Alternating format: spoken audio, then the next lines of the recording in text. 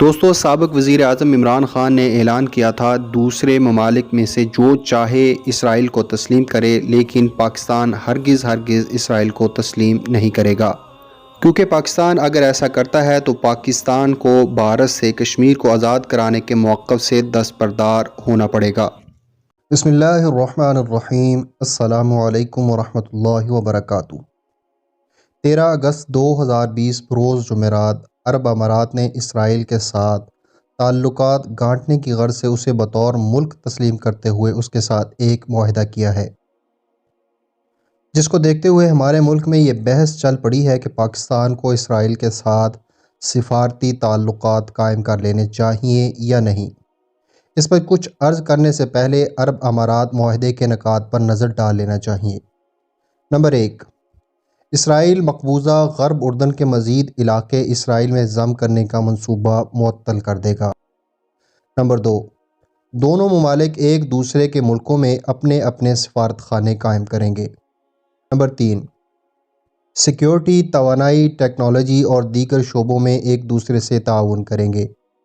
Number 4، دونوں ممالک میں براہ راست پروازیں چلائی جائیں گی۔ نمبر 5، متحدہ عرب امارات باقی مسلم ممالک کو بھی اسرائیل کے ساتھ تعلقات کے لیے تیار کرے گا۔ نمبر 6، اسرائیل سے امن معاہدے کرنے والے ممالک کے مسلمان مسجد اقصیٰ میں نماز پڑھ سکیں گے۔ اب اہل پاکستان کو کیا اسرائیل کو تسلیم کر لینا چاہیے اور اس سے سفارتی تعلقات قائم کر لینے چاہیے، یا اس پر کچھ اور موقف ہے؟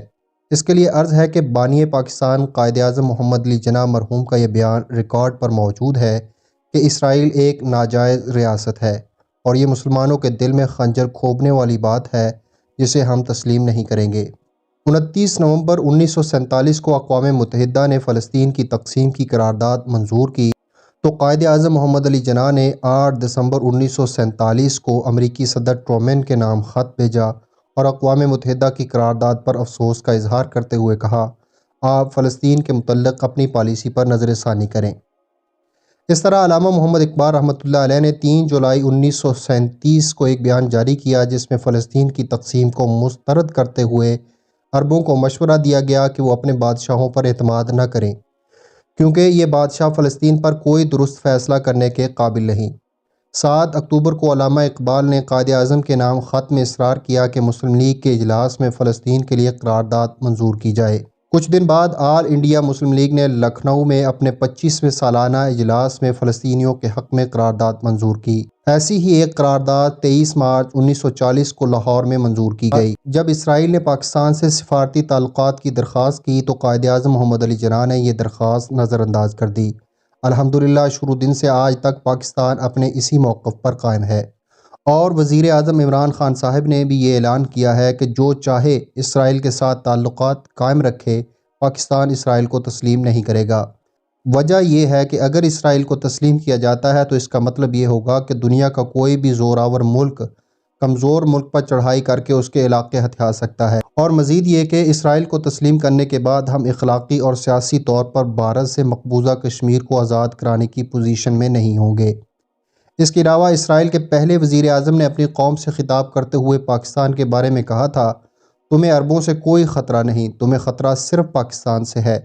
پاکستان کے وجود کو مٹانا ہوگا، یعنی پاکستان بھلے اسرائیل کو تسلیم بھی کر لے اور اس سے سفارتی تعلقات بھی قائم کر لے، اسرائیلیوں کے لیے پاکستان کا وجود ناقابل برداشت ہے۔